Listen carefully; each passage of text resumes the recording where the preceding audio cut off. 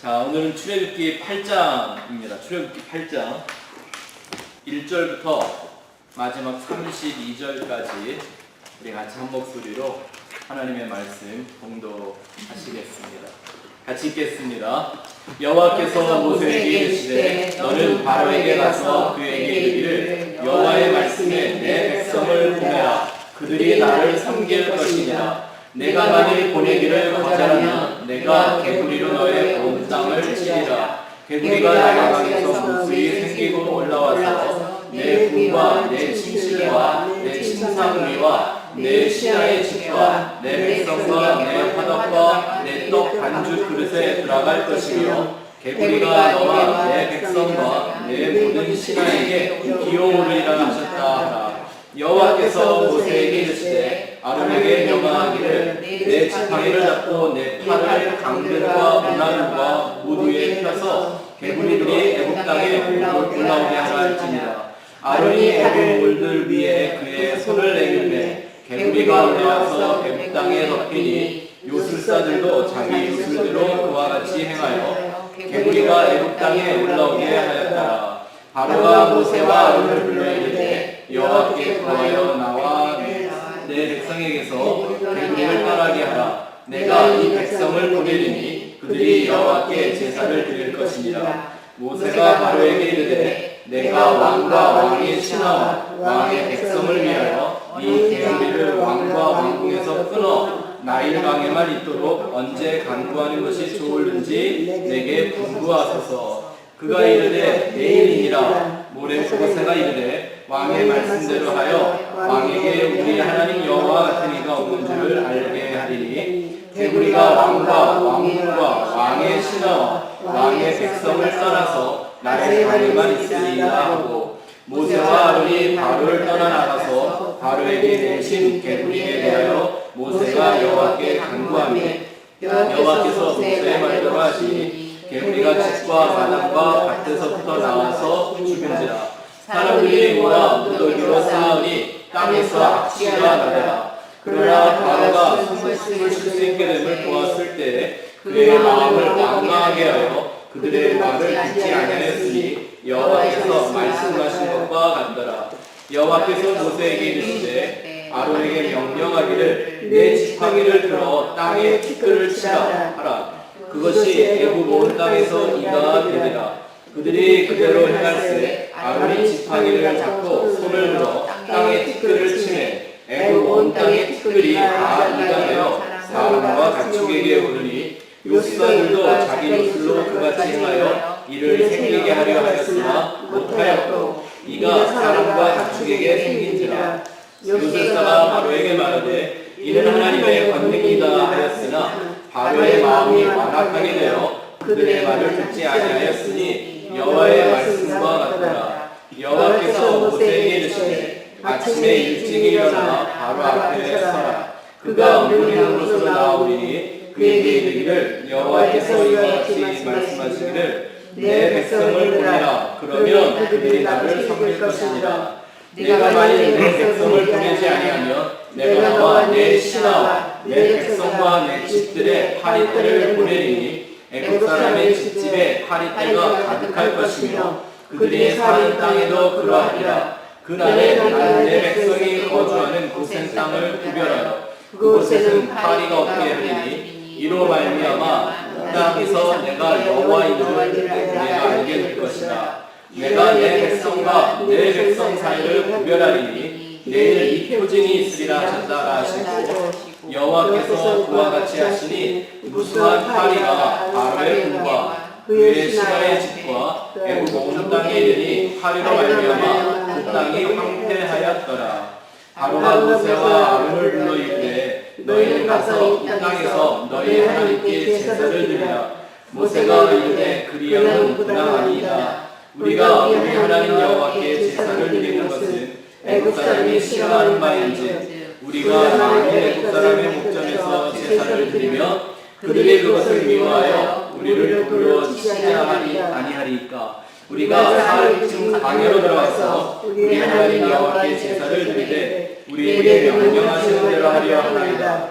바로가 이르되 내가 너희를 보내리니 너희가 너희의 하나님 여호와께 광야에서 제사를 드릴 것이나 너무 멀리 가지는 말라. 그런즉 너희는 나를 위하여 간구하라. 모세가 이르되 내가 마음을 떠나서 여호와께 간구하리니 내일이면 8일째가 바로와 바로의 신하와 바로의 백성을 떠나려니와 바로니 백성을 보내어 여호와께 제사를 드리는 일에 다시 거짓을 행하지 마소서 하고 모세가 바로를 떠나 나와서 여호와께 간구하니 여호와께서 모세의 말씀을 하시니 그 8일째가 바로와 그의 신하와 그의 백성에게서 떠나니 하나도 남지 아니하였더라. 그러나 바로가 이때에도 그의 마음을 완강하게 하여 그 백성을 보내지 아니하였더라. 아멘. 성경을 이렇게 같이 소리내어 읽는 게 참 은혜롭고 축복된 일인 줄 믿습니다. 에스라 시대에, 느헤미야 시대에 성전을 재건하면서 그들이 처음으로 모세오경의 말씀을 펴놓고 그들이 같이 읽고 합독을 하면서 그들이 막 엉엉 울었다 그랬습니다. 누가 설교를 해준 것도 아닙니다. 그 말씀을 그냥 소리내어 온 민족이 같이 읽다가 보니까 그 말씀 속에 살아계신 하나님을 발견하고 그 말씀 속에 있어야 했던 자신들의 그 인생을 발견하면서 하나님 앞에 온전히 회개하는 일이 일어나는 걸 보게 됩니다. 우리가 이렇게 소리내어 하나님을 말씀을 읽을 때 하나님 기뻐하실 줄 믿습니다. 자, 오늘은 8장까지 왔는데요. 1장의 제목은 뭐였죠? 구원의 하나님. 다음 주부터는 그냥 가로를 쳐드릴게요. 외워오세요. 1장은 구원의 하나님, 또 다른 말로 하면 탈출의 하나님, 자유의 하나님이라고도 할 수 있죠. 하나님은 우리가 이 세상에 있는 모든 것으로부터는 탈출하고 자유하게 되기를 원하십니다. 대신 오직 하나님에게만 묶이기를 원하십니다. 아멘. 예수 그리스도와 하나가 되는 그것만 원하십니다. 예수님이 십자가의 소리를 위해 죽으신 것도 둘로 하나를 만들기 위해서라고 말씀하셨죠. 2장엔 어떤 하나님? 언약의 하나님. 태초부터 영원까지 모든 언약을 미리 정하시고 하나님의 때에 맞춘 모든 일을 이루어 가시는 하나님이십니다.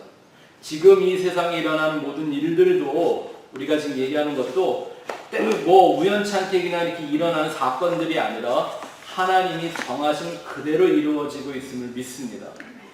모든 건 하나님의 언약 안에서 이루어지는 것입니다. 그래서 그 언약을 의지해야 합니다. 그걸 믿는 사람들이 되어야 하는 거죠. 그 말씀과 진리요. 세 번째는 어떤 하나님? 3장은 불로 임하신 하나님. 왜 하나님이 나타나실 때 굳이 불로 임하셨다고요? 불은 하나님의 말씀을 상징하는데 가장 좋은 재료 중에 하나다라는 거죠. 네, 불은 모든 걸 변화시키는 힘을 갖고 있습니다. 맞죠? 불이 다면 달라져요. 그죠? 또 하나 반면에 뭐 어떤 문제가 있어요? 불은 모든 걸 소멸합니다. 그 마지막 때 하나님이 이 세상을 심판할 때 뭘로? 불로 심판한다고 했는데 그 불이 뭐예요? 말씀이라는 거예요. 하나님의 말씀이 불이 되어 이 세상을 심판할 거라고 하셨습니다. 말씀드린 것처럼 하나님의 말씀이라고 할 때 그 말씀은 우리 성경책에 기록되어 있는 글자를 말하는 게 아니에요. 우리 하나님의 생각, 우리 하나님의 계획, 우리 하나님의 섭리, 이 모든 걸 다 뭐라고 한다고요? 말씀. 그 말씀이 세상에 육신을 입고 오셨는데 그가 예수 그리스도라는 거죠. 네 번째, 4장은 사명을 주시는 하나님. 우리가 어떤 사명을 받았던지 간에 제일 중요한 사명이 뭐라고요? 예수 믿는 것이요. 그게 제일 중요하죠. 그리고 우리에게 어떤 하나님이 내게 은사와 재능과 달란트를 주셨다 할지라도 나의 첫 번째 사명의 대상은 무엇이 되어야 된다? 나 자신이어야 한다라는 거예요. 다른 사람보다 나 자신을 사명의 대상으로 봐야만 온전한 사명자가 될 수 있습니다. 5장에서는 고난을 주시는 하나님. 고난에 오면 우리가 하나님에게 집중하게 되죠. 그죠? 종말의 이런 모든 사건들 우리가 두려운 건 힘들고 어려울까 봐. 그렇죠? 그러니까 자연히 우리의 생각과 마음이 누구를 향하게 돼요? 하나님을 향하게 만들어주는 겁니다. 그래서 하나님은 고난을 축복과 같은 도구로 아주 잘 사용해 주시죠. 예수만 집중하게 만드는 거죠. 우리 안에 진정한 목마름을 만들어 주시는 겁니다. 6장에서 뭘 배웠죠? 절망과 혼돈 속에 하나님. 고난이 있으면서 힘든 건 그 고난을 통해 우리가 경험하게 되는 절망과 혼돈 때문입니다. 근데 너무나 감사한 건 그때에도 하나님은 함께 하십니다. 그리고 하나님은 절망과 고난을 우리에게 잘 적용시켜 주셔서 진정한 절망 끝에 소망이 뭔 줄 알게 하시고 혼돈 끝에 진리가 뭔 줄 알게 하시는 그 은혜가 있다라는 것 말씀드렸죠. 어떤 형태의 절망과 혼돈이 있다 하더라도 하나님 포기하지 않으면 꼭 그 끝에선 하나님 예수님을 만나게 돼 있습니다. 아멘. 네. 꼭 우리 성경 공부하는 거 비슷하죠. 제가 막 이상한 소리 하면 막 절망하고 혼돈되다가 꼭 끝엔 예수님 만나고 끝나죠. 지난주 7장에서 뭘 배웠죠? 높여주시는 하나님을 공부했습니다. 예, 하나님은 사람을 낮추시지만 낮추시는 게 목적이 아니라 높여주시기 위하여 우리를 낮추신다라고 우리가 지난주에 같이 공부를 해본 바가 있죠. 몇 가지의 의미를 좀 생각해 보면 한번 그 셋째 줄에 보시죠. 자신을 믿는 것이 아니라 모든 것이 하나님의 은혜임을 알게 하시기 위해서 하나님은 우리를 낮추기도 하시고 높여주기도 하시는 겁니다. 칭찬과 명예를 주시기 전에 반드시 우리로 하여금 겸손을 배우게 하시고요. 맞습니까? 진정한 기쁨을 알게 하시기 위해서 우리를 슬픔 가운데 지나가도록 허락하시고요. 우리가 말씀에서 아는 이사야 말씀에 나와 있는 죄 대신 화관을, 이 말은 죄를 뒤집어 써봤기 때문에 화관이 내게 주어진다는 거죠. 그렇죠? 또 우리를 싸매시기 위해서 하나님이 찢으시는 거예요. 그 이유가 바로 이 모든 것이 하나님의 은혜임을 알게 한다라는 거죠. 여러분, 우리가 영원히 하나님 나라에 가서 기억할 게 뭘까요? 내가 한 일이 아니라 하나님이 내게 행하신 일들만을 기억하게 될 겁니다. 내가 행한 일을 하나님의 나라에 가서도 기억하고 살아야 된다면 그게 천국이겠습니까? 뭐만 우리가 영원히 기억하고 감사하고 찬양하는 주제가 될까요? 하나님이 나를 위하여 행하신 그 역사들만. 그게 바로 은혜인 거죠. 두 번째 줄에, 다음 줄에는 하나님이 우리에게 높여주심이란 명예나 권세의 높임 이런 거 아닙니다. 하나님과 영적 관계의 깊이를 말하는 것입니다.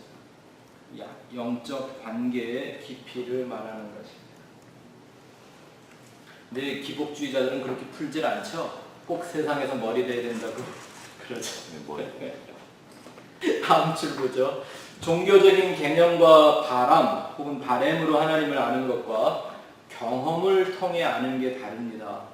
그래서 하나님이 우리를 낮은 데 거하게 하시다가 그 자리에서 하나님의 능력으로 하나님의 축복으로 우리를 높여주시는 겁니다. 그래서 경험을 통해 하나님을 알게 되게 되죠. 그래야만 우리는 우리 안에 하나님에 대한 인격적인 신앙을 갖게 됩니다. 우리가 이렇게 하나님을 인격적으로 알기 전에는 하나님에 대한 진정한 예배, 감사, 찬양을 드릴 수가 없습니다. 다 종교적으로 하는 거죠. 종교적으로. 네? 여러분들도 신앙생활할 때 그렇잖아요. 한 주간 속에서 내가 하나님을 어떻게 경험했느냐에 따라 그 주일의 예배가 그냥 종교적이고 형식적인 예배일 때가 있고 정말 내 온 마음과 뜻이 그냥 내가 드리는 게 아니에요. 다 그냥 되죠. 이렇게. 네? 내 모든 것이 막 쏟아져 들어가죠. 하나님에게. 그죠? 인격적인 그 신앙을 갖게 되기 위해서 하나님은 우리 안에 우리를 낮추시고 높이시고 하는 이런 과정들을 갖게 하신다라는 걸 우리가 지난주까지 잘 배웠습니다. 오늘 우리 목요 예배 새로 오신 분들이 있어서 좀 자세하게 말씀을 했습니다. 자, 오늘은 8장. 어떤 하나님?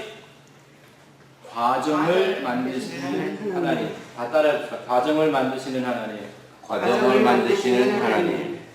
오늘 말씀은 우리가 8장에 보니까 이제 지난주에 7장에 나와 있는 나일강이 피로 변하는 재앙부터 시작을 해서 네 번째 재앙까지 나와요. 파리 때까지, 그죠? 네. 그리고 전체가 재앙이 몇 개라고요? 10개. 오늘 여러분 나눠드린 노트 맨 뒤에 보면 거기 그림이 하나 나와 있죠? 표하고. 그게 이제 10개의 재앙을 상징하는 어떤 내용들이 담겨져 있는 거예요. 우리가 잘 만들어 놨길래 제가 여러 가지 같이 좀 이 두 개를 붙여봤는데 참고하시고요. 그런데 이 10가지 재앙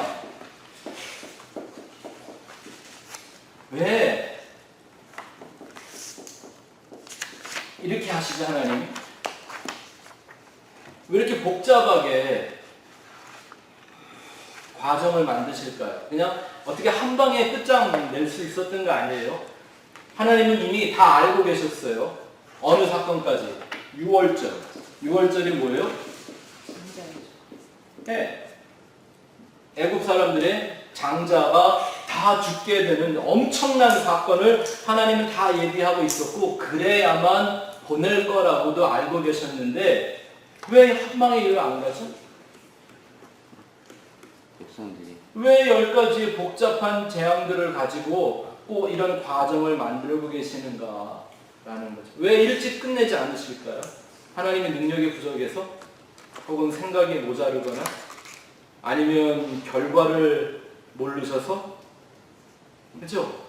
근데 성경을 보면요 천지 창조부터 시작해서 하나님은 집요하게 의도적으로 하나하나의 분명한 과정을 만드십니다.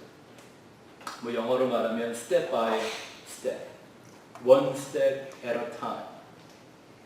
왜 이렇게 일을 하실까요? 이거를 우리가 이해하는 게 너무나 중요한 게 이 시대를 보는 의미로도 중요하지만 내 안에서 역사하시는 성령님의 능력, 나를 예수로 바꾸어 가시는 그 성령의 역사의 과정을 이해하는 데 굉장히 중요한 원리입니다. 오늘 그 내용들을 한번 같이 살펴보려고 하는데요. 먼저 성경에 나와 있던 그 재앙들의 의미를 좀 먼저 살펴보죠. 하나님이 10가지 재앙을 베푸시는 까닭은 하나님이 뭔가 그들에게 폭로하고자 원하는 게 있었습니다. 애국 사람들에게 그리고 동시에 이스라엘 사람들에게 하나님이 폭로하고자 원하는 것이 있었는데 첫 번째가 뭡니까? 우상의 헛된 영광입니다. 우상의 헛된 영광. 우상이라는 게 뭡니까? 자기의 정욕을 위해 만들어 놓고 스스로 속고 있는 비진리입니다. 그걸 우상이라고 말합니다. 우상 그러면 우리는 자꾸 어떤 형상으로 만들어진 그런 것들만 생각하잖아요. 그렇지 않아요. 예를 들어 뭐 이렇게 제가 한국에 있을 때 산에 올라가 보니까요. 참 돌멩이들을 이렇게 다 쌓아놨어요. 지금도 그렇게 하고 있어요. 아우 뭐 아니 근데 보세요. 그 사람들은 그 돌을 믿는 게 아니에요. 진짜는 그렇게 해놓으면 자기가 잘 된다는 잘못된 생각을 믿는 거죠. 이해가 되시죠? 사람들이 우상이라는 걸 만들어 놓고 거기에 절하고 거기에 빌고하는 까닭은 그 우상을 위해서가 아니고요. 뭐예요? 자기를 위한 비진리에 스스로 속고 있는 거예요. 그 영적 싸움이란 진리냐 비진리냐의 싸움인 거예요. 하나님과 마귀와의 싸움이 아니고요. 근데 이 마귀가 참 잘하는 게 뭐예요? 사람들이 좋아하는 비진리를 잘 주는 거예요. 그래서 제가 밑에 써놨는데 사탄 숭배 교회가 있습니다. 그 사람들도 교회라고 불러요. 네, 교회라는 말이 Universal Community, 우주적 공동체 이런 뜻을 갖고 있기 때문에 겁도 없이 교회라는 말을 갖다 붙여요. Satanic Church라고 해요. 이 사람들이 가르치고 믿는 게 뭔지 아세요? Satanic Worship, 사탄 숭배라는 건 마귀 예배하는 게 아니에요. 우리가 하나님 예배하듯. 그 사탄 숭배 교리의 제일 교리가 뭐냐면 기독교의 제일 교리는 하나님의 영광을 위해 살아라라는 거잖아요. 근데 마귀의 그 사탄 숭배 교회의 교리는 여기 써놓은 것처럼 just do what you wanna do. 네가 하고 싶은 일이면 다 해라. 네가 왕이니까. 네가 신이니까, 네가 주인이니까. 이게 사탄 숭배 교회가 가르치는 일이에요. 좋겠죠? 그런 거 믿으면. 반절해주지 뭐 한마디로. 네, 근데 지금 이것들이 계속 일어나요. 네?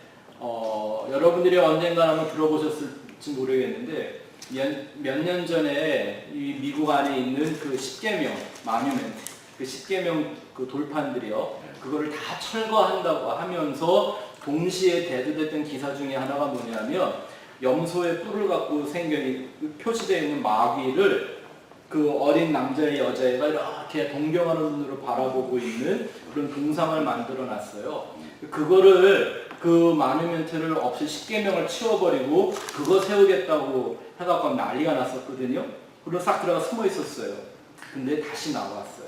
지금 재판하고 있어요. 그거 세운다고. 왜냐하면 그 마귀는요, 보기만 해도 혐오스러워요. 동상 자체가. 네? 어린 아이들이 뿔 달린 그런 귀신 같은 게 이렇게 딱 이렇게 버티고 의자에 앉아있는데 그렇게 보고 있는 거지. 그게 좋아 보일 수가 없잖아요. 그쵸? 그냥 책 하나 이렇게 펴놓은 게 낫지. 그런데 왜 사람들이 그걸 원하냐 하면 그들이 가르치는 내용이 있기 때문에. 네가 하고 싶은 대로 살아 라는 거예요. 여러분, 진짜 우상숭배는 뭐 앞에 절에서 우상숭배가 아니에요. 자기를 왕으로 삼고 내 마음대로 사는 게 진짜 우상숭배라는 걸 하나님이 재앙을 통해 가르쳐 주고 계시는 거죠. 또 그 다음, 세상의 정체를 폭로하십니다. 이 세상과 역사가 왜 존재하는지를, 존재의 가치를 보여주시는 겁니다. 뭘 의미하는 거죠? 이 세상과 역사는 분명히 하나님을 계시하기 위해 잠깐 있다가 다 쓰고 나면 소멸돼 버릴 그런 운명밖에는 없다라는 걸 알게 하시는 거죠. 또 그 다음에 세상을 권세 삼아 역사하는 마귀의 괴계를 드러나게 하십니다. 그래서 하나님이 재앙을 보내는 일마다 보면 뭐가 연관되어 있어요? 애굽의 우상들, 애굽의 귀신들, 애굽 사람들이 막 이름을 붙여놓은 그 귀신들의 정체를 하나님이 다 깨트리시는 겁니다. 또 그 다음 줄에 하나님이 이 재앙을 통해 폭로하기 원하는 건 육신의 본질입니다. 사람의 속에 있는 죄악의 본성, 그게 어떤 건가? 우리가 마지막 시간에 시간이 되면 그것까지 한번 보려고 하는데요. 재밌는 건 바로가 어떻게 강팍해져 가는가를 볼 수 있습니다. 그런데 하나 미리 예고로 말씀을 드리면 그 바로가 어디 딴 데 있는 게 아니라 바로 요 안에 있다는 얘기라는 거. 어디? 내 안에. 바로 내 안에 그 바로의 속성이 존재하고 있다는 걸 하나님은 이렇게 보여주시는 겁니다. 재앙들을 통해서. 그 얘기가 요한일서 2장 15절 17절에 아주 잘 나타나 있죠. 서머라이즈를 아주 완벽하게 무슨 해놨는데, 속성이에요? 네. 죄악의 속성, 불의의 속성. 불의의 속성. 우리가 지난주 잠깐 얘기했지만 의라는 게 뭐라고요? 의는 사회 정의 이런 거하고는 전혀 상관없는 거예요. 하나님의 의란. 의는 어떤 생각이 의가 아니라 하나님의 의이십니다. 맞습니까? 예수님이 우리의 의 되십니다. 지난번에 한번 한자 가르쳐 드렸잖아요. 한자로는 의자를 어떻게 써요? 나자에 양모자. 내 위에 어린 양이 올라와 있는 거예요. 그게 바로 의라니까요. 네. 자, 요한일서 같이 읽어보겠습니다. 시작. 이 세상이나 세상에 있는 것들을 사랑하지 말라. 누구든지 세상을 사랑하면 아버지의 사랑이 그 안에 있지 아니하니 이는 세상에 있는 모든 것이 육신의 정욕과 안목의 정욕과 이 세상의 사랑이 다 아버지께로부터 온 것이 아니요 세상으로부터 온 것이라. 이 세상도 그 정욕도 지나가되 오직 하나님의 뜻을 행하는 자는 영원히 거하느니라. 아멘. 그러니까 종말을 예비한다고 해도요, 세상적으로 해야 소용없습니다. 아멘. 아멘.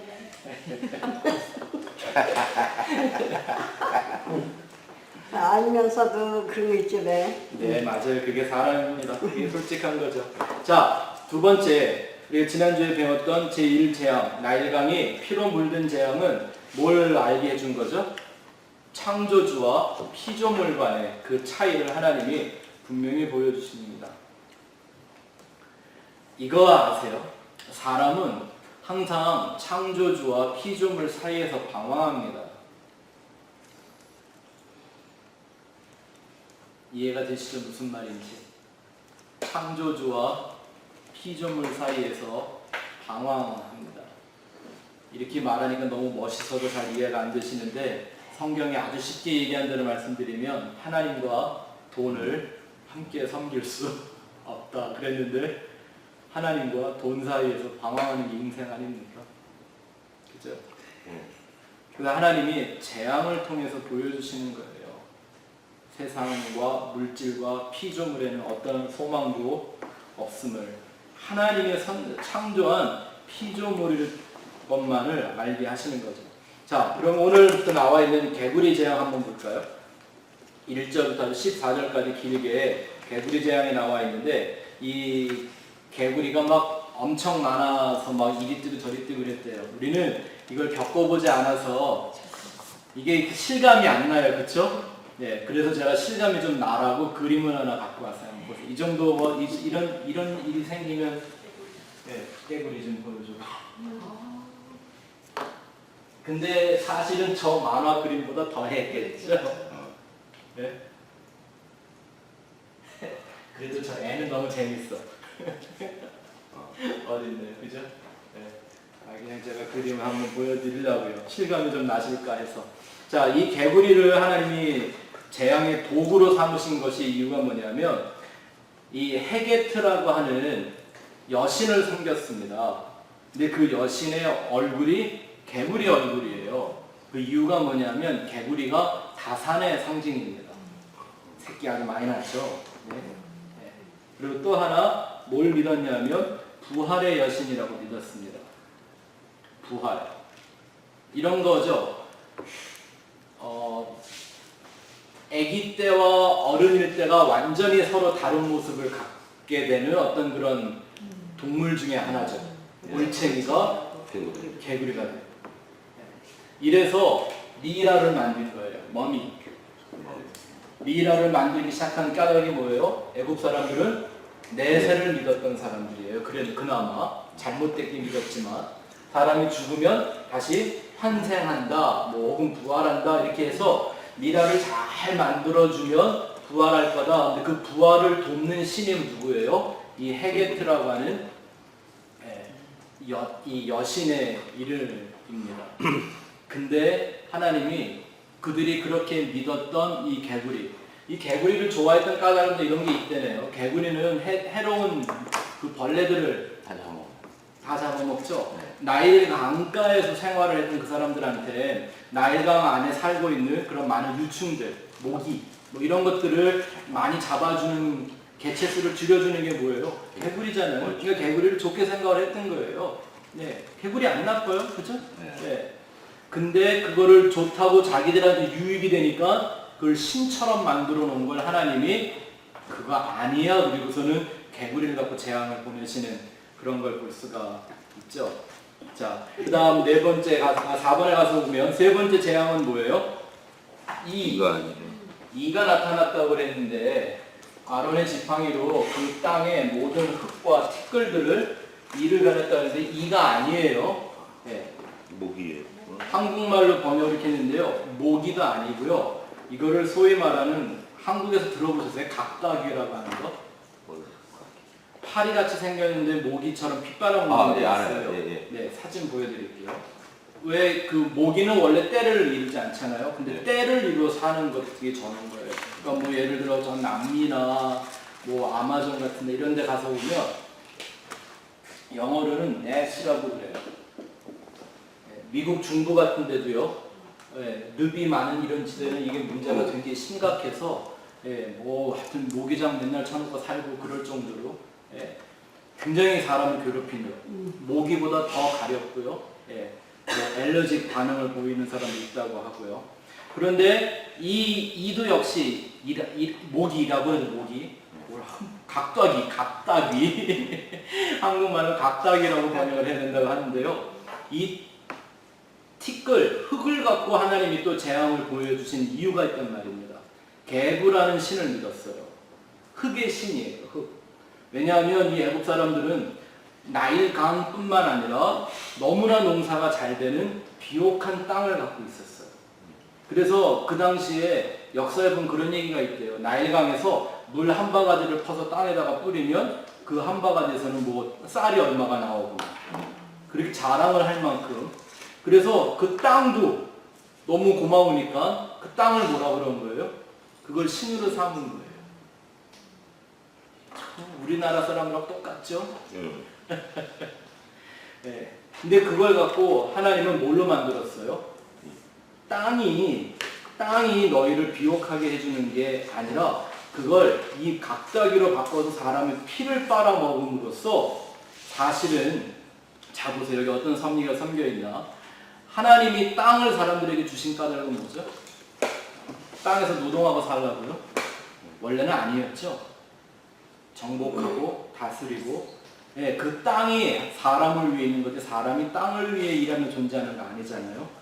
근데 그 땅에서 노동하며 흙버러지 같이 살면서도 그걸 깨닫지 못한 사람들한테 하나님이 그걸 가르쳐 주는 거죠.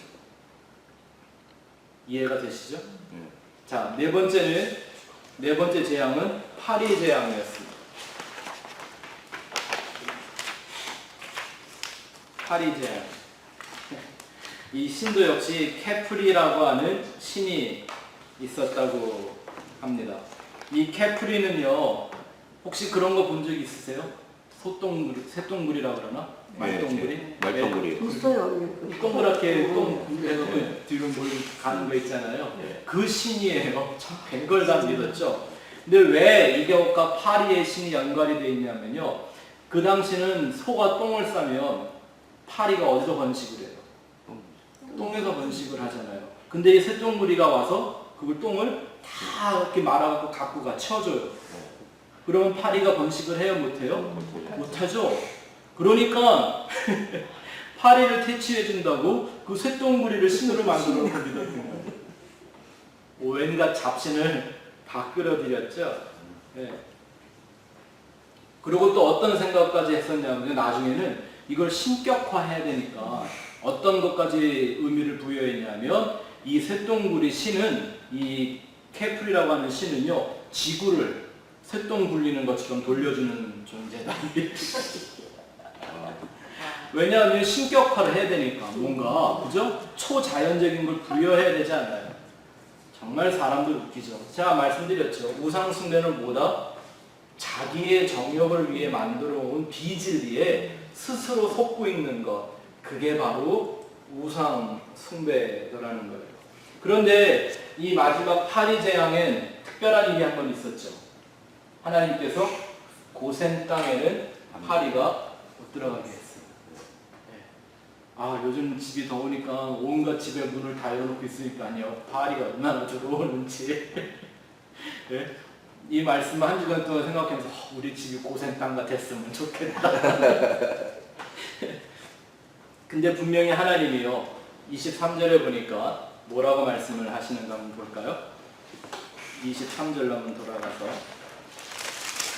구별을 같이 읽어보겠습니다. 시작. 내가 내 백성과 내 백성 사이를 구별하리니 내 표징이 있으리라 하셨다 하시고. 네. 하나님이 하나님의 사람과 바로의 사람을 구별해내시겠다라는 거예요. 그러니 마지막 종말에 일어날 모든 재앙들도, 혹은 7년 대환란, 그게 대접이든 인이든 나팔이든 그 환란이 이 땅에 쏟아지는 건 다 뭐 하기 위해서 하나님 하시는 거예요? 구별.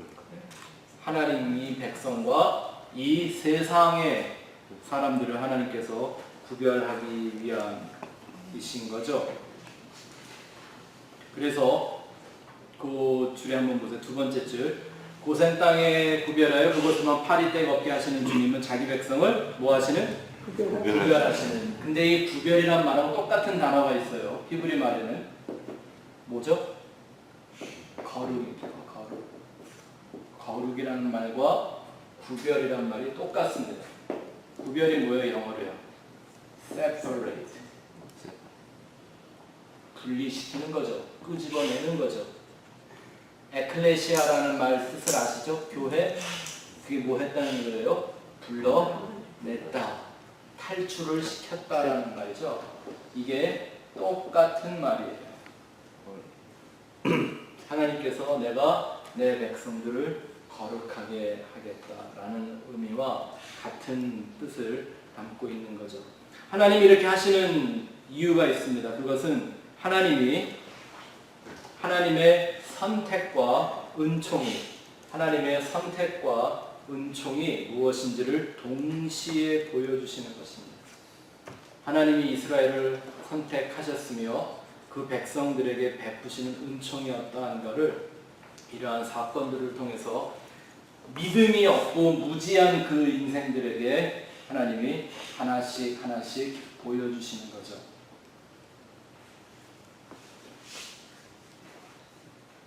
자, 이 과정을 만드는 그 하나님에 대한 얘기가 이제 참 중요한데요. 잘 보죠. 우리는 이 과정을 통해 하나님을 더욱 이해하고 하나님을 신뢰하게 되는 사람들을 봅니다. 이런 재앙들이 지나가면 갈수록. 근데 반대로 이 재앙이 거듭되는데 똑같은 재앙을 맛보는데 어떤 사람들은 하나님에게로 돌아가고 어떤 사람들은 하나님을 더 떠나는 이 분리되는 작업들이 이 과정을 통해서 보이게 됩니다. 이거는 우리가 이 세상 안에서 이 사람 저 사람을 구별하는 걸로도 볼 수가 있겠지만 내 안에서 내 옛사람과 예수 그리스도로 만들어진 새 사람의 속성으로도 이해를 하면 이 말씀들이 여러분들에게 좀 더 실제적으로 이해가 될 것입니다. 한번 생각해 보세요. 여러분들은 신앙생활에 오시면 그런 거 안 하셨어요? 왜 전지전능한 하나님이 한 방에 해결 안 하시나니까? 한 방에 끝장 안 내시나? 제가 목회하면서 상담을 할 때 제일 많이 들어봤던 그런 질문이라기보다는 하나의 어떤 넋두리 같은 거죠. 예. 자기 가족들, 부모든지 자식이든지 배우자든지 저 사람 언제 사람 돼요? 언제 예수 믿어요? 왜 하나님이 왜 아직도 저 사람을 안 만나 주시죠? 뭐 이런 거 제일 많이 들어봐요. 우리 안에 무슨 생각이 다 들어있는 거예요? 하나님이 좀 어떻게 이렇게 저렇게 해서 빨리 한 방에 해결을 확 해버렸으면 좋겠는데 아니 왜 하나님이 늦잠을 부리시는가 라는 거예요. 이를테면 천지창조를 한번 보세요. 하나님이 능력이 없어서 한 번에 못 만드시고 빛을 해놓고 나니까 빛만 있으니까 이상해. 어둠도 있어야 될 것 같고 예? 그래서 이렇게 하나씩 하다 보니까 이렇게 이게 더 필요한 것 같고 저게 더 필요한 것 같고 이렇게 해서 6일 동안 천지창조를 해놓고 힘드셔갖고 7일째 안식하신 거 아니겠죠. 그죠? 하나님이 뭔가 과정을 만드실 때에는 분명한 목적이 그 안에 담겨 있습니다. 우리가 이 세상에서 신앙생활을 해나갈 때도요, 하나님은 그 사람에게 맞게 꼭 과정을 겪게 하십니다. 하나님이 정하신 과정들을 겪게 하십니다. 이것도 한번 생각해 보세요. 예수님이 이 땅에 오셔서 십자가에 달려 죽으러 오셨으면 뭐하러 그 고생하면서 사람들하고 싸우고 이러면서 십자가 지세요? 그냥 십자가 지면 되지. 또 예수님 말씀하시기를 걱정하지 마라. 니네가 지금은 다 이해도 못하고 알지도 못하지만 진리의 성령이 오시면 내가 또 다른 보혜사를 보내리니 그가 오시면 모든 걸 기억나게 하고 깨닫게 해줄게 라고 그러셨어요. 아니 그러면 왜 십자가 지세요? 그냥 성령 보내시지.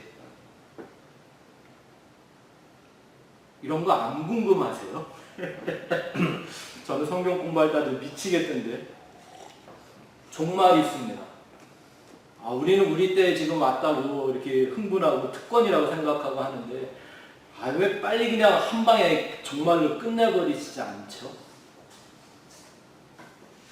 요즘요, 정치하는 사람들이요, 노골적으로 기독교를 모독하고요, 하나님을 모독하는 발언들을 공공한 장소에서 하고 있는 거 아시죠? 알면 분이 나서 잠을 못 잘 만큼 지금 세대가 그렇게 돼 있어요. 그저께 오바마가 어디였더라? 어디에서 무슨 연설을 하는데요, 이런 얘기를 했어요. 여러분들도 아시겠지만 오바마를 뭐 적그리스도니 뭐 어쩌니 막 이런 얘기들을 많이 하잖아요, 사람들이. 그런 짓을 많이 하니까. 네. 근데 그걸 빗대서 말하기 이렇게 얘기를 하더라고요. 사람들은 지금 세상에서 내가 이 세상의 end of the world, 종말을 가져올 사람이라고 그렇게 생각을 한단다. 정치인들을 모아놓고요, 그러면 하는 말이, 그러면 there is a legacy. 이게 얼마나 놀라운 일이야. 레거시를 한국말로 뭐라고. 하여튼 역사적 업적 같은 거를 하는 거예요. 그러면 한다는 말이, 그런 일은 링컨도 못했고 워싱턴 대통령도 하지 못한 일인데 만약에 내가 그걸 할 수 있다면 얼마나 좋겠냐, 이러고 대놓고 얘기해요. 미국 정치인들은 뭐 그러면 사람들이 막 그 깔깔대고 박수치며 웃고요. 이런 시대가 됐어요. 그런 이걸 그냥 옛날 소돔과 고모라처럼 불로 다 부실려 버리시지, 왜 지지부지하게 이 세상으로 하여금 이 모든 일들을 꼭 겪어내게 만드시는가라는 거예요. 우리 개인의 삶 속에서도요. 하나님이 내게 하신 일을 내가 분명히 기대하고 소망하는 게 있는데 빨리 그들로 가게 하지 않고 왜 나로 하여금 이 힘들고 어려운 과정들을 굳이 겪게 만드시는가. 자, 그 이유를 오늘 한번 보는 겁니다. 첫 번째 보시죠. 1번. 하나님은 한 번에 하나씩 일을 하시는 이유가, 하나님은 급하거나 서두르시지 않으시는 하나님이십니다. 왜냐하면 믿음이란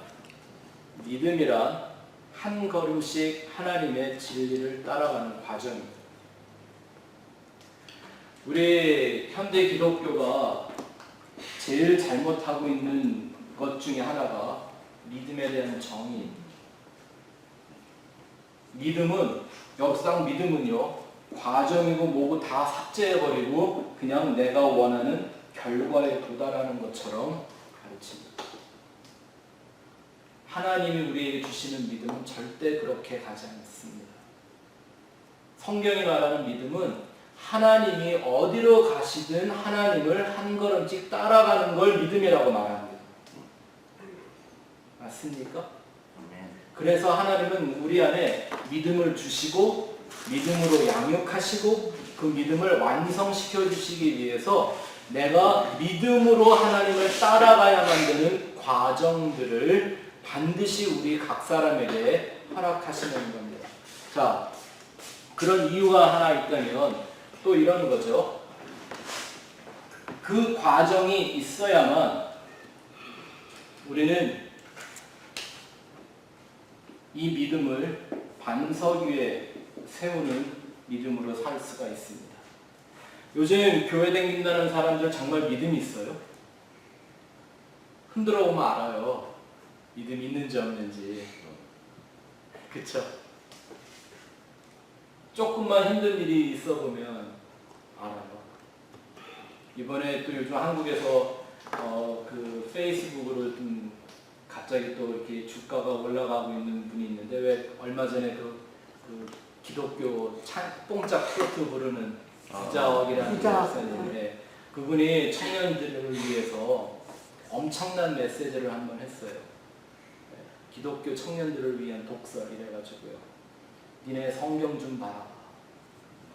왜 니네 교회 다닌다고 그러고 맨날 찬양 집회 쫓아다니고 모여서 교제한다고 교회에서 보내는 시간 그렇게 많은데 니네가 왜 그렇게 세상을 못 이기는지, 조금만 시험에만 넘어지는지, 조금만 죄의 유혹에도 넘어지는지, 그렇게 흔들리는지 왜 아냐? 성경 안 보니까, 성경을 모르니까. 니네들의 흥분된 감정은 믿음 아니다. 신앙 아니다. 이러고 막 도전하셨어요. 근데 당연한 얘기를 하는데 세상에 놀라는 게 많은 거죠. 사실은 좀 서글프죠. 그렇게 많은 사람이 없으니까. 왜냐하면 하나님이 이 우리의 믿음을 이루어가는 과정들을 내가 겪어내지 않으면요, 내 믿음이 반석 위에 서지를 못해요. 예?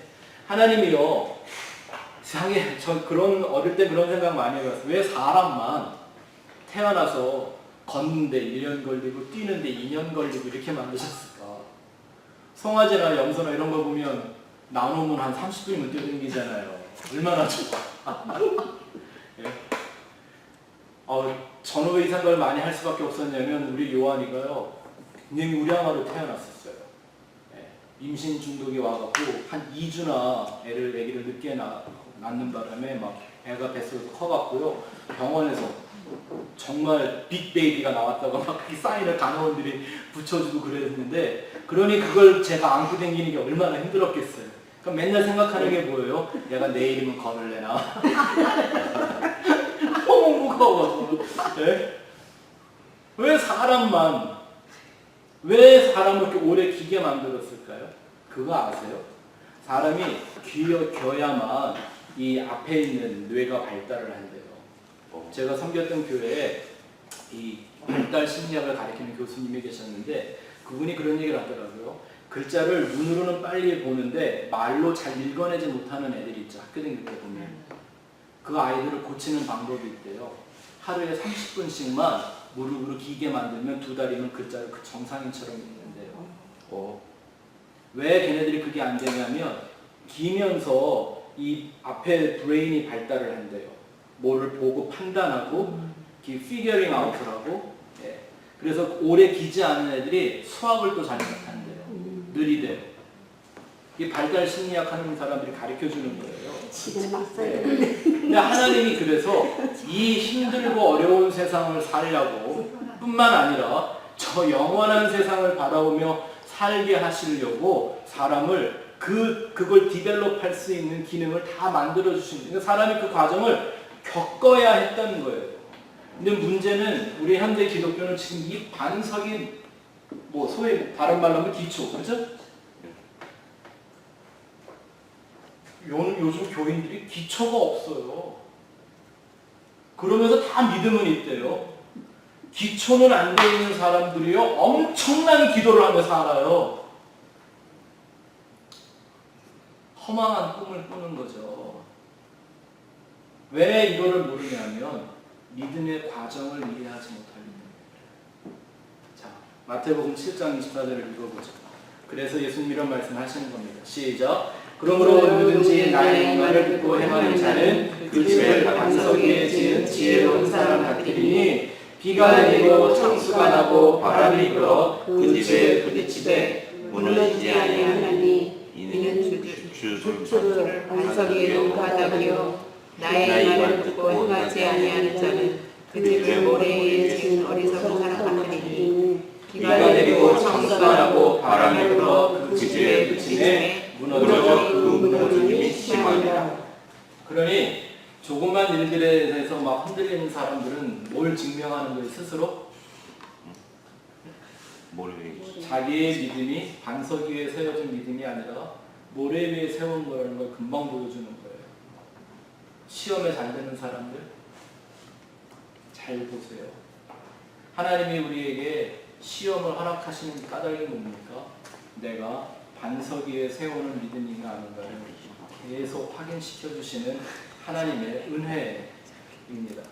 근데 기복주의자들이나 신비주의자들의 문제는 바로 뭐예요? 이 과정을 다 없애버리고 성화, 그죠? 연단이라는 과정을 다 없애버리고 자기들이 원하는 이상적인 결론만 꿈꾸죠. 다 잘 될 거야. 하나님이 알아서 해줄 거야. 기적이 일어날 거야.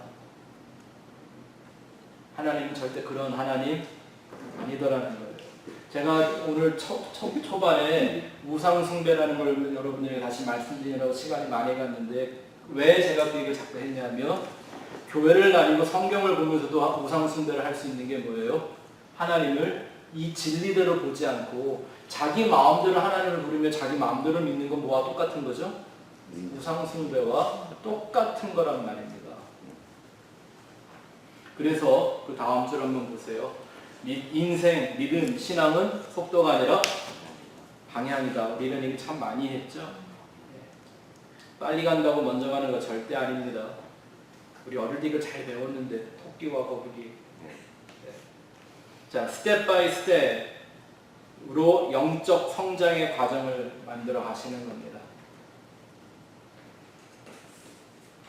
하나님은 걷지 못할 사람에게 절대 걸으라고 얘기 안 하시고요. 뛰지 못할 사람한테 뛰라고 얘기 안 하십니다. 하나님은 그 사람의 믿음의 성장을 위해서 한 번에 한 걸음씩 그 사람을 인도해 가십니다. 근데 왜 우리 기독교가 교회 성도들이 여기에 관심이 별로 없냐면 우리는 그렇게 하나님 따라가는 게 별로 안 재밌어요. 뭐가 재밌어요? 내가 원하는 일들이 세상에 막 이렇게 막 생겨야 돼요. 그죠? 그리고 내가 원하지 않는 일이 생겼을 때는 누군가한테 또 쏟아부을 때가 필요해. 무슨 하나님이 복덕방 할아버지예요. 양로원 회장님도 아니고. 네. 자, 그 다음 가서 한번 볼까요? 과정이란, 하나님이 만드시는 과정이란 단순한 순서가 아니라 하나님의 특별한 레슨입니다. 레슨. 여러분 레슨이란 말 아시죠? 우리가 어릴 때 제일 레슨이란 말을 많이 쓰던 게 뭐예요? 피아노 레슨. 레슨이란 말이 잘 익숙한데 레슨이라는 게 뭐냐면요. 그 사람이 그 하나를 완전하게 할 수 있도록 계속 지도를 하는 거예요. 그게 레슨이에요. 뭐 하기 위해서? 완전하게, 완성되게 하기 위해서. 그렇죠? 자, 하나님이 그렇게 하시는 이유는 그 다음 줄 보십시오. 하나님은 단순히 결론에 도달하지 않으신다. 왜냐하면 진리의 가치는 결론이 아니라 과정에서 배우는 것이기 때문입니다. 뭐의 가치? 진리의 가치는 결론이 아니라 과정에서 배웁니다.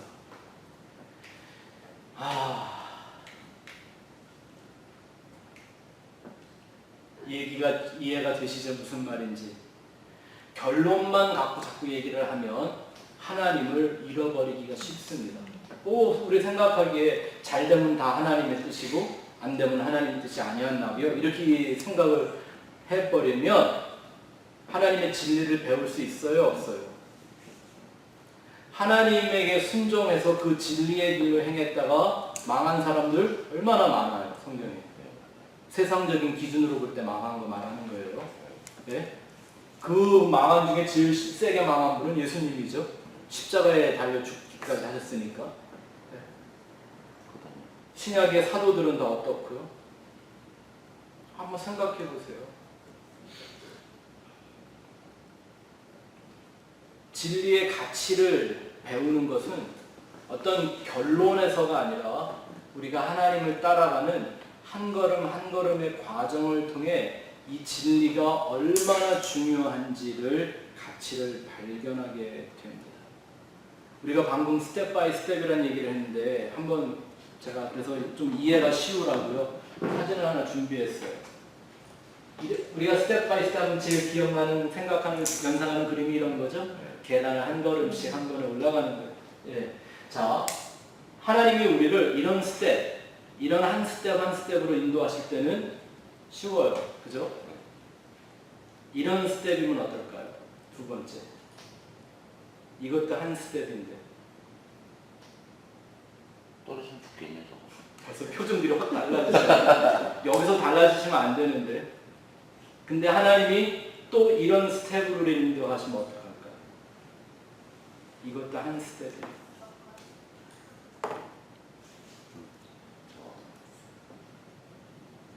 어디까지 가게 하시는 거예요? 우리가 예수님처럼 그 그것이 누구한테 죽임을 당하든 핍박을 받아 죽든 아니면 정말 곱게 하나님 우리를 데려가시든 믿음으로 죽는 모든 것을 순교라고 하죠. 예수 그리스도 이름을 위하여 내 삶을 마무리하는 걸 다 순교라고 하는 거죠. 스텝이라고 그러면 이렇게 작은 스텝만 생각하지 마세요. 때로는 하나님이 우리로 하여금 절벽을 뛰어넘는 스텝을 주실 수도 있고요. 그리고 그걸 극복한 사람들한테 또 저런 스텝으로 우리를 인도하실 수도 있다라는 거 기억해야 돼요. 이거는 어떤 사람들만이 할 수 있냐면 진리, 예수라는 그 진리가 내가 내 생명을 저렇게 내던져도 괜찮은 거라는 가치를 아는 사람들만이라는 거죠. 환란 시대가 두려운 건 이런 거 아니에요.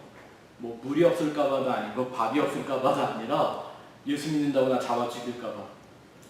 그것도 그냥 곱게 안 죽이고 막 손톱 발톱 빼고 막 그럴까 봐 옛날처럼. 근데 절대 그런 일 안 일어날 거니까 걱정하지 마세요. 네.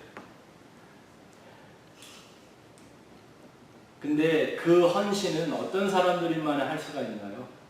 예수라는 가치가 내 생명보다 귀하다는 거, 내 육신보다 귀하다는 거, 심지어는 내 가족들보다도 귀하다는 그 가치를 아는 사람들만이 그거 할 수 있잖아요. 그 얘기가 디모데후서에 잘 나와 있습니다. 읽어보죠. 시작. 그러므로 경건의 모양은 있으나 경건의 능력은 부인하니 이 같은 자들에게서 내가 돌아서라. 그들 중에 남의 집에 가만히 들어가 어리석은 여자를 유인하는 자들이 있으니 그 여자는 죄를 죽이시고 여러 가지 욕심에 끌림바 되어 항상 배우나 끝내 지혜의 지식에 이를 수 없느니라. 어떤 사람들이 있다고요? 항상 배우는데 절대 진리의 지식에 이르지는 못해요. 왜냐하면 진리의 가치를 머리로는 아나 그 가치를 모르기 때문입니다. 우리가 진리라는 걸 들어도 능력이 없는 까닭은요, 그냥 이렇게 머리로 듣고 귀로 듣고 머리로 이해하면 이게 잘 이해가 안 돼요. 어떤 그 하나님의 진리가 나한테 적용이 돼서 내가 그 진리를 순종하고 이루어내기를 위해서 하나님이 나를 막 내 마음을 깨트리고 때로는 피가 마르는 고난을 맛보고 마음이 곤고해지고 가난해지고 애통해지고 의에 줄이고 목마르면서 배운 진리가 아니기 때문에 우리가 그 진리를 끝까지 붙들질 못하는 거예요. 머리는 알고 입으로는 말하는데 힘이 없는 거예요. 힘이 없는 거예요. 그래서 하나님은 과정을 통해서 내 안에 그 진리의 능력을 만들어 주시는 거죠. 그 과정이 진리를 빛나게 합니다. 하루하루를 신실하게 살지 않고 성경의 어떤 사람처럼 갑자기 되는 법이 없습니다. 그래서 예수님 하신 말씀이 큰 일을 잘해라 이렇게 하지 않으시고 적은 일에 충성하는 자들. 여기서 적은 일이라는 건 가치 없는 일, 뭐 보잘것없는 일 이런 걸 말하는 게 아니죠. 내가 매일매일 해야 될 일들에 충성하라는 말씀입니다. 그 다음 줄 볼까요? 결론이 아니라 과정이 진리와 은혜의 사람을 만듭니다. 무엇이? 과정이 나를 진리와 은혜의 사람으로 만들어줍니다. 결론이 아닙니다. 여러분 교회 다니면서 그런 사람들 많이 보셨을 거예요. 물론 아닌 분들도 계시지만 왜 세상에서 갑자기 부자 된 사람들 있죠? 네. 그런 사람들이 정말 진리와 은혜의 사람으로 서가는 거 본 적 있으세요? 직원 파트너. 그렇지 않습니다. 제가 30대 초반에 담임 목사라는 걸 처음 해보면서 저를 제일 제 마음을 붙들어줬던 간증이 돌아가신 하영훈 목사님의 간증이었어요. 30대 초반에 젊은 목회자 후보들을 모아놓고 한 목사님이 이제 목회자 세미나를 하시는 거예요. 그분은 그때 뭐 2000년도 초반에 이미 막 한국 온누리교회 막 그런 대형 교회에 가장 존경받는 그런 목사님이 돼 있으시니까 막 뭐 우리가 듣기엔 아이디얼한 얘기만 하는 것 같은 거죠. 그렇죠? 근데 그때 어떤 질문하는 시간에 어느 좀 싸가지 있는 한 그 젊은 목사가 한 목사님이 이렇게 좀 반론을 했어요. 목사님, 우리도 그런 이론 다 압니다. 목사님은 이미 이런 자리에 와 있으시고 이만한 교회에서 이런 존경을 받고 신뢰를 받고 계시니까 그런 얘기를 하시지, 이제 개척하는 우리한테는 꿈 같은 얘기입니다 라고 항변을 했어요. 근데 하영주 목사님이 거기에 어떻게 대답을 하실까? 모든 사람들이 이제 주의 깊게 볼 거 아닙니까? 저는 그 말을 지금도 잊을 수가 없어요. 내가 여기까지 썰매 타고 온 줄 아세요? 내가 여기까지 썰매 타고 온 줄 아세요? 한국교회 대형교회 목사들 중에 자기가 세워서 자기가 개척해서 자기가 안수하고 세운 장로들한테 뺨따기 맞고 침뱉음을 당한 목사가 몇이나 될 거라고 생각하세요? 그것도 내가 설교하는 강단위에서. 과정이 없으면 입으로는 떠들 수 있어도 진정 하나님을 증거하는 진리와 은혜의 사람은 볼 수가 없어요. 그래서 하나님은 굳이 우리에게 그 과정을 하나씩 겪어내게 하시는 거예요. 자, 세 번째, 하나님은 왜 우리에게 과정을 만드시는가? 그는 마음을 보시는 하나님이시기 때문입니다. 마음을 보시는 하나님. 하나님 반드시 마음을 확인하시죠. 하나님은 하나하나의 과정을 통해 인생의 마음을 감찰하십니다. 여기서 감찰한다는 게 뭐죠? 영어로는 search한다고 그러죠. searchlight 아시죠? 네? 왜 여기는 그래도 얼바인은 안전하니까 괜찮은데 LA 같은 데는요, 한 달에 뭐 한 서너 번씩은 헬리콥터들이 밤에도 막 떠가지고 서치라이트 막 비춘대요. 뭐 하는 거예요? 도망가는 놈 잡으려고, 차단하려고 막 그렇게 서치하는 거예요. 사람의 마음을 하나님은 감찰하시는데 뭘 통해서 하실까요? 과정을 통해서 하시는 걸 볼 수가 있습니다. 그 얘기가 아주 사무엘상 16장에 잘 나와 있죠. 한번 읽어보죠. 시작. 여호와께서 사무엘에게 이르시되 그의 용모와 키를 보지 말라. 내가 이미 그를 버린노라. 내가 본 것은 사람을 하지 아니하니 사람을 외모를 보거니와 나 여호와는 중심을 보느니라. 이게 누구에 대한 얘기죠? 사울과 다윗 왕에 대한 얘기가 여기 나와 있죠. 좀 있으면 다윗 왕 얘기를 할 텐데요. 하나님은 이미 다윗을 그 나라의 왕으로 삼기로 결정을 하셨습니다. 뭘 보시고 하셨다고요? 분명히 여기 보니까 그 용모나 키를 보지 말라라는 걸 보니까 다윗은 아직은 되게 어리고, 그죠? 그 집안의 막내 애기였으니까 뭐 신학자들 얘기는 한 10몇 살쯤 되지 않았을까 이렇게 예상을 하는데 잘 모르죠. 네. 근데 하나님은 이미 다윗의 중심을 보고 계셨다라는 거예요. 그래서 합격을 시켜주셨죠. 다음 줄 보세요. 합격이란 과정이 만들어내는 결론이라는 겁니다. 맞습니까? 합격이란 과정이 만들어내는 결론입니다. 근데 이 과정에 실패한 사람들이 있었죠. 예, 아주 유명한 아론의 두 아들. 이 아론의 두 아들들이 불을 만들어 갖고 재단에 불을 붙이자마자 하나님이 그들을 그 불로 직사하게 만드셨어요. 왜요? 제사에 불 붙였는데 당연히 해야 되는 거 아닙니까? 그랬더니 하나님이 뭐라고 말씀하셨어요? 레위기 읽어보죠. 시작. 아론의 아들 나답과 아비후가 각기 한 묘를 가져다가 여호와께서 명령하시지 아니하신 다른 불을, 거기다 밑줄을 그었어요. 다른 불을 담아 여호와 앞에 분향하였더니 불이 여호와 앞에서 나와 그들을 삼킴에 그들이 여호와 앞에서 죽은지라. 다른 불이란 뭐 어떤 불일까요? 뭐 불이 뭐가 다르겠어요? 나무에다 불 붙이면 그 불이 그 불이지.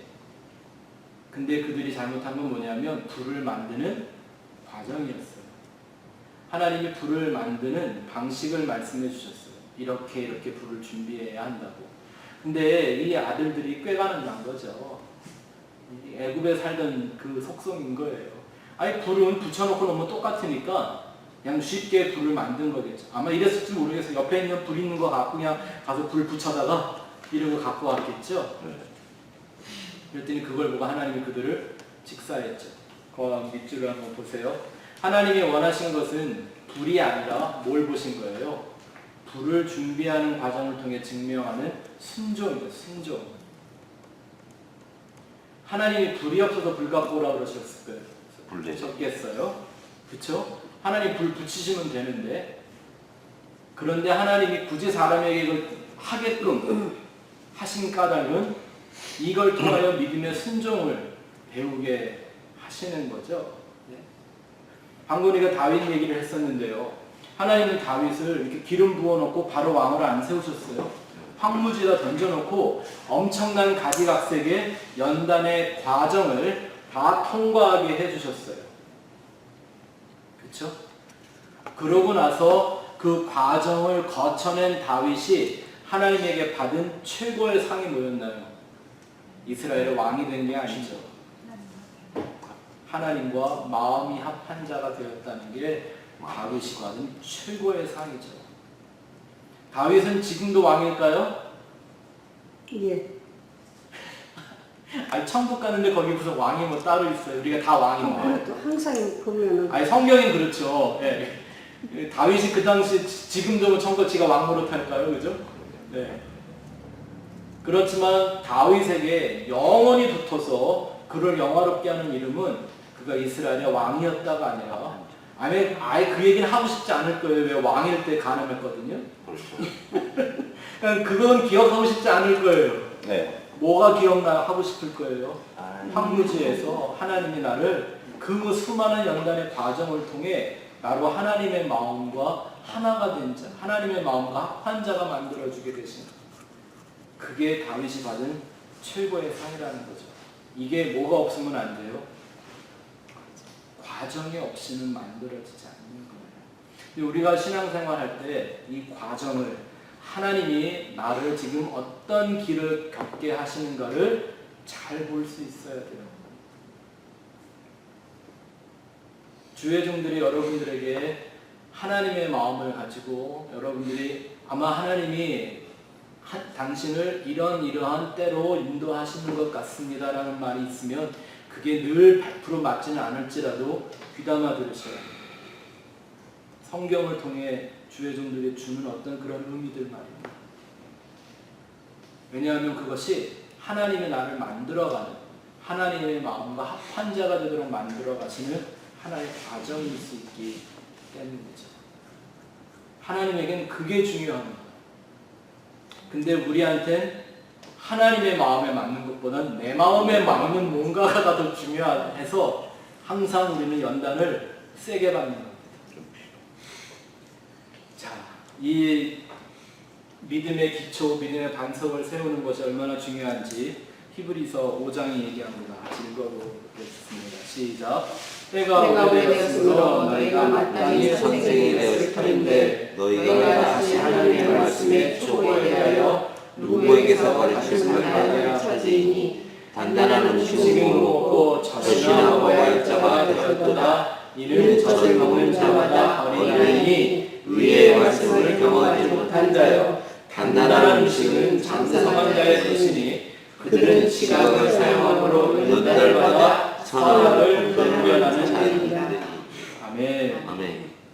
뭐가 없으면 믿음의 기초가 하나님 말씀에 대한 기초가 없으니까 뭐만 자꾸 찾아요? 젖이나 달라는 거예요. 저는 여러분들이 저한테 이런 얘기 안 하셔서 참 좋아요. 아, 목사님 설교 좀 쉽게 해주세요. 재밌는 얘기 좀 해주세요. 이런 얘기 안 해주셔서 정말 고마워요. 어려우면 어려운 대로 이해하는 척 하면서 듣고 계시는 여러분들 전 너무 고마워요. 근데 왜 제가 이걸 안 주냐 하면요. 젖을 띄어야 단단한 음식을 먹기 시작하죠. 예. 젖 뛸 때는 어떻게 해야 젖을 띄어요? 단호하게 돼. 젖을 안 먹여야 젖이 띄어지죠. 그러네. 그리고 젖을 띄고서 단단한 음식을 먹다가 젖을 도로 먹으려면 먹을 수 있어요? 없어요? 못 먹죠. 못 먹죠. 내가 이런 걸 먹고 살았나 했을 거예요. 그죠? 하나님이 우리를 절대 젖으로만 먹이시지 않습니다. 거듭난 갓난아이와 같이 신령한 젖을 사모하라. 맞습니다. 그 젖도 역시 어디부터 시작하는 거예요? 예수 그리스도의 말씀으로부터 시작하는 거죠. 어디까지 가기를 원하세요? 단단한 음식을 먹는 자. 뭐라고 돼 있어요? 그들은 장수. 지각을 사용함으로, 그죠? 연단을 받아. 사랑. 연단이라는 건 과정이라는 의미를 품고 있죠. 네. 그래서 하나님이 정하신 선악을 분별할 수 있게 되는 사람들이다.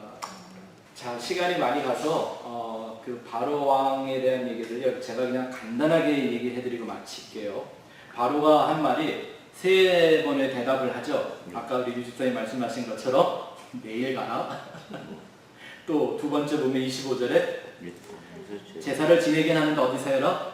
이 땅에 멀리 가지 말고 여기서 해라. 그리고 세 번째는 멀리. 가기는 가되 멀리 가지 마라. 그리고 뭐해 하라? 나를 위해서 해라.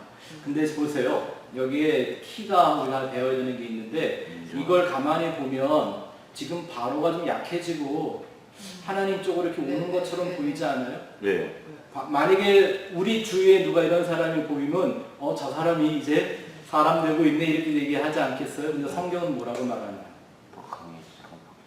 성경은 그렇게 얘기 안 하죠. 더 완악해진다고 성경은 평가해요. 우리의 믿음이 좋아진다는 건 하나님이 평가하는 것처럼 우리도 평가할 수 있게 되는 거예요. 맞습니까? 세상이 말하는 그 평가 말고요. 오늘날 우리 눈에 보이는 종교단체들이 말하는 평가들 말고요. 분명히 아니라고 하나님 그러셨어요. 그게 이유가 있죠.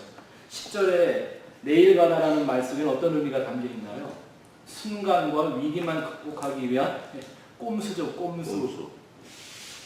어려울 때만 하나님 믿는 척하고 겸손한 척하는 거 다 뭐죠? 꼼수. 그럼 바로왕 같은 꼼수예요. 하나님 내가 내일 잘할게요. 오늘만 봐주세요. 두 번째, 이 땅에서 제사를 드려라라는 건 차선책으로 유도하는 유혹입니다. 차선책. 하나님이 이스라엘에게 준 최선책은 뭐죠? 애굽을 떠나고 애굽과 분리되는 거였어요. 근데 바로는 뭐라고 꼬셔요? 야, 뭐하러 힘들게 광야에 가서 제사 지내? 우리 좋은 애굽에서 제사를 지내지. 여기 안 좋냐 이겁니다. 이게 뭐죠? 차선책의 유혹과 위기입니다. 진짜 말씀을 드리는 거예요. 제사를 드린다고 다 되는 게 아니라는 거죠. 아론의 두 아들들이 제사 지내다 죽었어요. 이렇게 예배 드리면 사는 게 아니라 죽어요. 그쵸? 세 번째 마지막 바로의 말, 멀리는 가지 말고 조금만 가서 걷다가 또 뭐라고까지 얘기를 해요? 나를 위하여 제사를 드리라. 이건 결단이 없는 이기적인 욕망을 드러내는 거죠.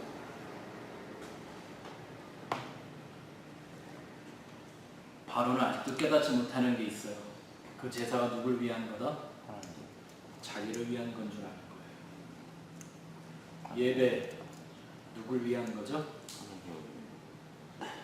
이래서 이런 내용이 들어있기 때문에 바로의 변화되는 모습을 하나님은 그가 약해졌다, 많이 마음이 부드러워졌다라고 얘기 안 하시고 오히려 더 강팍해졌다라고 얘기하는 거예요. 그래서 종교가 그렇게 위험한 겁니다. 종교에 빠지면 안 됩니다. 예수님과의 관계로 들어가면 합니다. 이게 우리의 믿음의 반석을 이루는 얘기죠. 자, 좀 늦게 시작해서 시간이 조금 지체됐는데 이해해 주시기를 바랍니다. 혹시 오늘 공부한 내용들에 관해서 질문 있으세요? 나누고 싶은 말씀이나?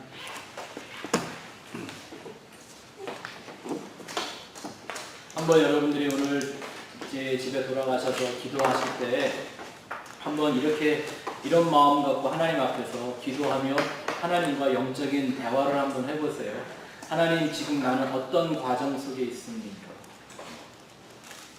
하나님, 나를 지금 어떻게 인도하고 계십니까? 나를 어디로 인도하고 계십니까? 나는 어떤 영적 성장의 과정 중에 있습니까? 하나님 내 안에서 무엇을 이루기를 원하십니까?